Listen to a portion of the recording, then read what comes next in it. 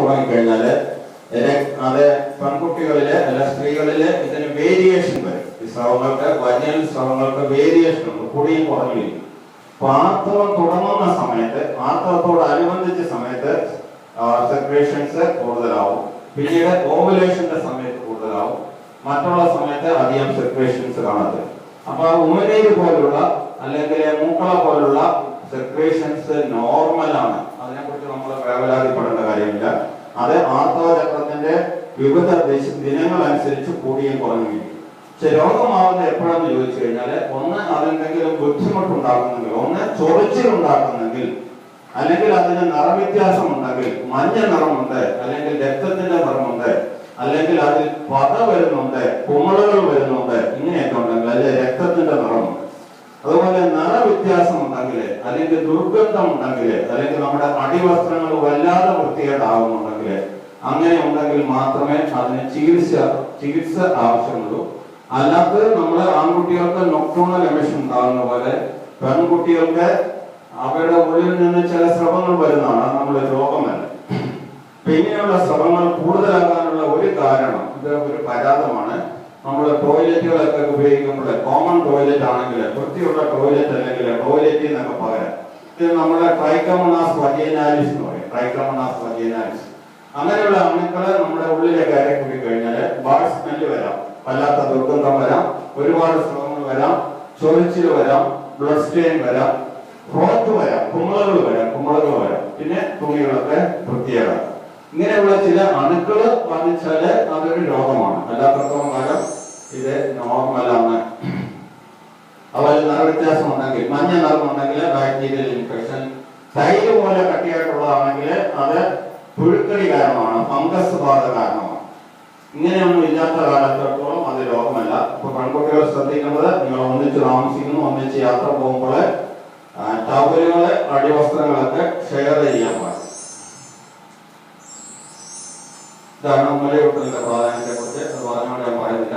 ആധുനിക കാലഘട്ടത്തെ പെൺകുട്ടികളിലെ നമ്മുടെ ഈ വാഴവരെ കാഞ്ഞിരപ്പള്ളിയൊന്നും അത്ര കൂടുതലായിട്ട് കാണുന്നില്ലെങ്കിലും മധ്യതിരുവിതാംകൂറിലെ, പ്രത്യേകിച്ചും ചങ്ങനാശ്ശേരി, പന്തളം, തിരുവല്ല ആ ഭാഗങ്ങളിലൊക്കെ പെൺകുട്ടികളുടെ ഇടയില് വളരെ സാധാരണമായിട്ടുള്ള ഒരു പ്രതിഭാസമാണ്. നിങ്ങളൊക്കെ ചിലപ്പോൾ പത്രത്തിൽ വായിച്ചു കാണും, പോളിസിസ്റ്റിക് ഓവേറിയൻ സിൻഡ്രോം.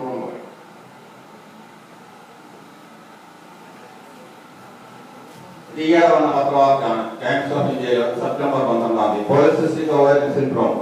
നമ്മുടെ നാട്ടിലെ കേരളത്തിലെ പെൺകുട്ടികളുടെ ഇടയിലെ പോളിസിസ്റ്റിക് ഓവേറിയൻ സിൻഡ്രോം ഒരുപാട് കൂടുന്നു. ചില പ്രദേശങ്ങളിൽ 30 മുതൽ 35% വരെ കൗമാരപ്രായത്തിലുള്ള പെൺകുട്ടികളിലെ പോളിസിസ്റ്റിക് ഓവേറിയൻ ഡിസീസ് കാണുന്നു. 4 ലക്ഷണങ്ങളാണ്. ഒന്ന്, ആദ്യത്തേത് കൗമാരത്തിലുള്ള ക്രമം തെറ്റിയ ആർത്തവം.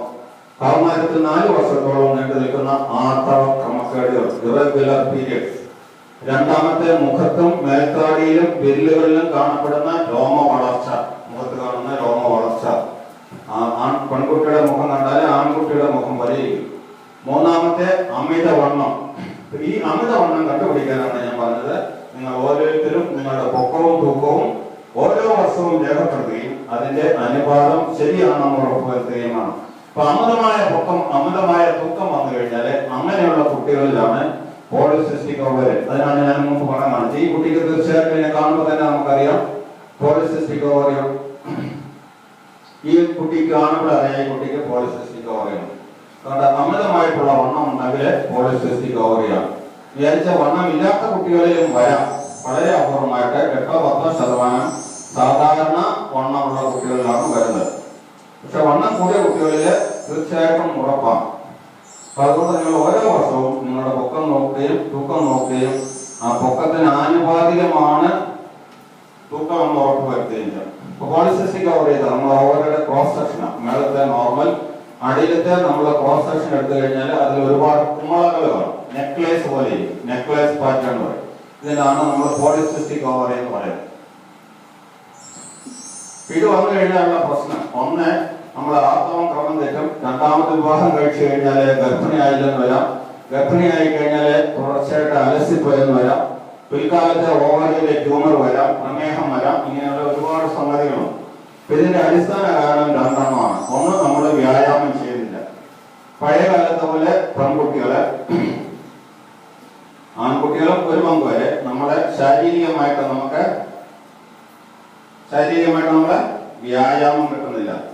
ദൈവം അല്ലെങ്കിൽ പ്രകൃതി മനുഷ്യനെ സൃഷ്ടിച്ചിരിക്കുന്നത് കുറഞ്ഞത് 10,000 അടി നടക്കാനാണ്. കാലുകൾ വന്നിരിക്കുന്ന നടക്കാനും 10,000 അടി നടക്കണം. നമ്മൾ എത്ര നടന്നാലും സാധാരണ ഒരു 4,500 അല്ലെങ്കിൽ 6,500 കൂടുതൽ നടക്കാറില്ല. പഴയ കാലത്തെ പോലെ ഞങ്ങളൊക്കെ പഠിക്കുന്ന കാലത്ത് 3-4 കിലോമീറ്റർ ദൂരയിൽ നിന്നാണ് പെൺകുട്ടികൾ നടന്നു വന്ന് പഠിച്ചിരുന്നത്. ഈ കാലഘട്ടത്തിലെ പെൺകുട്ടികളും ആൺകുട്ടികളും നടക്കാറില്ല, ഒന്നുകിൽ വാഹനത്തിൽ വരും. അപ്പോൾ പഴയ കാലത്തെ പോലെ നടക്കുന്നില്ല, വ്യായാമം ചെയ്യുന്നില്ല. പെൺകുട്ടികൾക്ക് പറ്റിയ ഏറ്റവും നല്ല വ്യായാമം ഏതാണ്? അഥവാ നിങ്ങളുടെ വണ്ണം കൂടുകയാണെന്ന് വിചാരിക്കാം. വണ്ണം കൂടുകയാണെങ്കിൽ നിങ്ങൾക്ക് കുറയ്ക്കാൻ പറ്റിയ വ്യായാമം എന്താണ്? ഏറ്റവും നല്ല വ്യായാമം ഡാൻസ്, ഷട്ടില്, സൈക്ലിംഗ്. എന്താണ് ആർക്കെങ്കിലും നോക്കുമ്പോൾ കാണും. അപ്പൊ ചെയ്യണമെങ്കിലേ വീട്ടിൽ എന്നോട് വിളിച്ചു വെക്കണല്ലോ എന്ത് വ്യായാമം ചെയ്യാം. അപ്പൊ പൊക്കം കൂടിയല്ല, വണ്ണം കൂടുതലാണെങ്കിൽ നമുക്ക് കറക്റ്റ് ചെയ്യാനുള്ള മാർഗം നമ്മൾ വ്യായാമം ചെയ്ത് നിങ്ങളുടെ വണ്ണവും തൂക്കം കുറയ്ക്കാവുന്നതാണ്.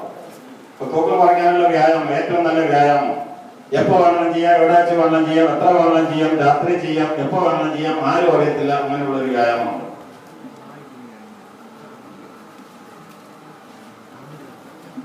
ആർക്കും അറിയാം.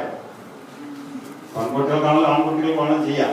ആൺകുട്ടികൾക്ക് വേണ്ടി എവിടെ നമ്മൾ ഓടാൻ ചാടാൻ ഇവർക്കൊക്കെ പാടാം. ഓടിക്കഴിഞ്ഞാൽ പട്ടികൾ വരും, വേറെ ആൺപിള്ളേർ വരും, വലിയ പ്രശ്നങ്ങളാണ്. പിതാവുമ്പോൾ ആ പ്രശ്നമില്ല, എവിടെ വെച്ച് വേണം ചെയ്യാം. അച്ഛനും അമ്മയും പോലും അറിയാതെ ചെയ്യാം, ആങ്ങളമാരറിയാതെ ചെയ്യാം.